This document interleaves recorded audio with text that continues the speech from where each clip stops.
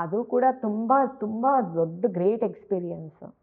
ಅಂಥ ದೊಡ್ಡ ದೊಡ್ಡ ಲೆಜೆಂಡರಿ ಮ್ಯೂಸಿಕ್ ಡೈರೆಕ್ಟರ್ಸು ಅವ್ರ ಜೊತೆ ಎಲ್ಲ ನಾನು ವರ್ಕ್ ಮಾಡ್ತೀನಿ. ಅವ್ರ ಹತ್ರನೇ ಡೈರೆಕ್ಟ್ ಹಾಡು ಕಲ್ತ್ಕೊಂಡು ಅವ್ರಿಗೆ ಹಾಡ್ತೀನಿ ಅನ್ನೋದೆಲ್ಲ ನನಗೆ ಅವತ್ತು ಕಲ್ಪನೆಗೂ ಸಿಗದೇ ಇರೋವಂಥ ವಿಷಯ. ಅದೆಲ್ಲ ವಾಸ್ತವ ಆಯಿತು ನನ್ನ ವಿಷಯದಲ್ಲಿ. ಎಲ್ಲವೂ ಸಾಕಾರ ಆಯಿತು. ಖಂಡಿತ. ಅದು ಹೆಂಗಾಯ್ತು ಅನ್ನೋದು ಇವತ್ತಿನವರೆಗೂ ನನಗೆ ಬಿಗ್ ಕ್ವೆಶ್ಚನ್ ಮಾರ್ಕ್. ಬಿಕಾಸ್ ಆ ಥರ ಯಾವುದೇ ಎಫರ್ಟ್ ನನ್ನ ಕಡೆಯಿಂದ ನಾನು ಹಾಕಿರಲಿಲ್ಲ. ಸೊ ಅನಿರೀಕ್ಷಿತವಾಗಿ ಬಂದ ಇದು. ಬಟ್ ಅದನ್ನು ನಾನು ಸ್ವಲ್ಪ ಈ ಕೆಲವು ಮನೆಯಲ್ಲಿ ಫ್ರೀ ರೆಕಾರ್ಡಿಂಗ್ ಇಲ್ಲದೆ ಇರೋ ಟೈಮಲ್ಲಿ ಮನೇಲಿ ಸ್ವಲ್ಪ ಅಭ್ಯಾಸ ಮಾಡೋದು, ಆಮೇಲೆ ಏನೇನು ಬೇಕೋ ಇಂಪ್ರೂವ್ಮೆಂಟ್, ಏನೇನು ಇಂಪ್ರೂವೈಸೇಷನ್ ಏನು ಮಾಡ್ಬೋದು ಅದೆಲ್ಲ ಮಾಡ್ಕೋತಾ ಇದ್ದೆ.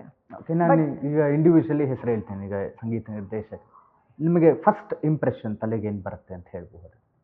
ಇಳಿಯರಾಜ ಸರ್. ಇಳಿಯರಾಜ ಸರ್ ಅಂದರೆ ಹಿ ಈಸ್ ಎ ಮ್ಯಾಸ್ಟ್ರೋ. ಎಲ್ಲ ಸಿಂಗರ್ಸ್ಗೂ ಅವ್ರಿಗೊಂದು ಹಾಡು ಹಾಡಬೇಕು ಅನ್ನೋದೊಂದು ಕನಸು ಇದ್ದೇ ಇರುತ್ತಲ್ವ. ಸೊ ಆ ಕನಸನ್ನು ನನ್ನ ವಿಷಯದಲ್ಲಿ ಸಾಕಾರ ಆಯಿತು. 2 ಫಿಲಮಲ್ಲಿ ನಾನು ಹಾಡಿದೆ. ಒಂದು ಹೂಮಳೆ ಅಂತ, ನಾಗತಿಹಳ್ಳಿ ಚಂದ್ರಶೇಖರ್ ಅವರು ಡೈರೆಕ್ಷನ್ ಮಾಡಿದ್ದು. ಆ ಪಿಕ್ಚರಲ್ಲಿ ಒಂದು ಸಾಂಗು ನಾನು ಹಾಡಿದ್ದೆ. ಅಂದರೆ ಅದು 3 ಜನ್ರೇಷನ್ಗೆ ಒಟ್ಟಿಗೆ ಪಿಕ್ಚರೈಸ್ ಮಾಡೋ ಸಾಂಗು. ಅಜ್ಜಿ ತಾತ, ತಂದೆ ತಾಯಿ, ಅವ್ರ ಮಕ್ಕಳು, ಮಗ ಸೊಸೆ, ಆ ಥರದ್ದೇನೋ ಒಂದು ಕಲ್ಪನೆ. ಅದರಲ್ಲಿ ಎಸ್ ಪಿ ಬಾಲು ಸರ್ ಮಗ, ಅವ್ರ ಜೊತೆ ನಾನು ಒಂದು ಚರಣ ಒಂದು ಪಲ್ಲವಿ ಎಲ್ಲ ಹಾಡಿದ್ದೆ.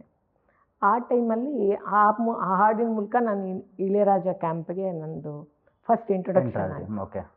ಸೊ ಆವಾಗ ಆ ಹಾಡೋ ಟೈಮಲ್ಲಿ ನನಗೆ ಇಳೆಯರಾಜ ಸರ್ ಇರಲಿಲ್ಲ, ಅವರು ಅಸಿಸ್ಟೆಂಟ್ ಇದ್ದರು. ಅವರು ವಾಯ್ಸ್ ಮಿಕ್ಸ್ ಮಾಡಿದ್ರು, ಓಕೆ ಆಯಿತು. ಆಮೇಲೆ ಮೇಯ್ನಲ್ಲಿ ಅವ್ರಿಗೆ ಕೇಳಿಸಿದ್ಮೇಲೆ ಅವರು ಓಕೆ ಅಂತ ಹೇಳಿದ್ರು. ಸೊ ಆ ಥರ ನಂದು ಇದಾಯಿತು. ನೆಕ್ಸ್ಟು ಸುನೀಲ್ ಕುಮಾರ್ ದೇಸಾಯಿ ಅವ್ರದ್ದು ಪ್ರೇಮರಾಗ ಹಾಡು ಗೆಳತಿ, ಶಿವರಾಜ್ ಕುಮಾರ್ ಅವರು ಮಾಡಿದ್ದು. ಅದರಲ್ಲಿ 2 ಒಳ್ಳೆ ಹಾಡು ನಾನು ಹಾಡಿದೆ. ಪಬರೇ ಓ ಗೆಳತಿ ನಿನಗಾಗಿ ಮನ ಹಾಡಿದೆ, ನಲಿದಾಡಿದೆ ಬಾ, ಎದೆಯೊಳಗೆ ಜೀವ ನೀನು, ಮನದೊಳಗೆ ಭಾವ ನೀನು. ಅದು ತುಂಬ ಮೆಲೋಡಿಯಸ್ ಡ್ಯುಯೆಟ್ ಅದು. ಅದೆಲ್ಲ ಹಾಡುವಾಗ ಇಳೆಯರಾಜ ಸಾರ್ ಇದ್ದರು.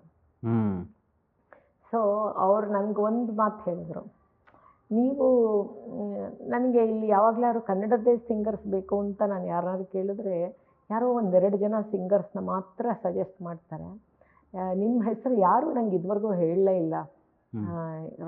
ನೀವು ಚೆನ್ನಾಗಿ ಹಾಡ್ತೀರಾ, ಪ್ರಾಕ್ಟೀಸ್ ಮಾಡಿ ಅಂತೆಲ್ಲ ಹೇಳಿ ನನಗೆ ಆಶೀರ್ವಾದ ಮಾಡಿದ್ರು. ಎಲ್ಲ ಚೆನ್ನಾಗಿ ಅವರು ನನಗೆ ಗೈಡ್ ಮಾಡಿದ್ರು ರೆಕಾರ್ಡಿಂಗ್ ಟೈಮಲ್ಲಿ. ಅಂಥ ದಿಗ್ಗಜರ ಜೊತೆ ಎಲ್ಲ ಕೆಲಸ ಮಾಡೋದು ಅಂದರೆ ಏನಿದೆ, ಒಂದೊಂದು ದೊಡ್ಡ ಒಂದು ಯೂನಿವರ್ಸಿಟಿ ಥರ ಅಲ್ವಾ.